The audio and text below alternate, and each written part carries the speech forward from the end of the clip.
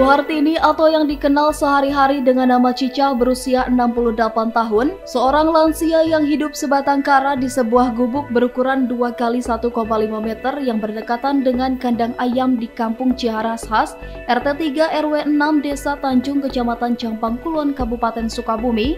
Nasibnya begitu mengkhawatirkan. Suhartini atau Cica tinggal di sebuah gubuk yang bertempat di lahan milik orang lain. Sehari-hari Cica beraktivitas mencari barang rongsok mulai dari gelas bekas air mineral, botol minuman, dan barang rongsok lain demi bekal sehari-hari. Bahkan terkadang mengandalkan makan dari orang lain. Menurut keterangan kerabatnya, Cica diduga mengalami depresi dan gangguan mental sejak ditinggal suaminya 20 tahun yang lalu. Itulah keadaannya, mungkin karena dia depresi, karena ada ketergantungan juga mentalnya. Terus ya mungkin karena gangguan dari semenjak dia bercerai dengan suaminya, ya mentalnya mungkin agak keganggu gitu. Jadi ya kalau pulang pun gak jelas. Secara ini mungkin depresi banget gitu. Hari-hari aktivitasnya dia hanya jadi pemulung.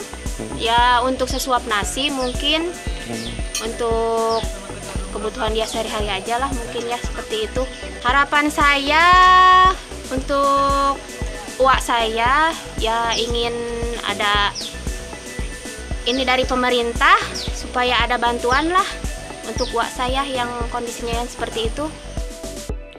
Terkait lansia yang menempati gubuk yang tidak layak huni, itu benar warga kami.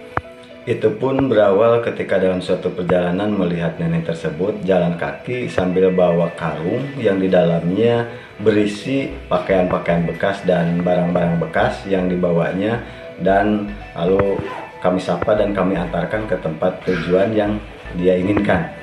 Nah, mengenai hal itu, lansia tersebut emang seperti pikun, sehingga kami langsung survei, tanya-tanya, ternyata sudah tidak punya sanak saudara. Ada satu sebetulnya, tapi tinggalnya di Jakarta, tapi punya rumah di desa kami.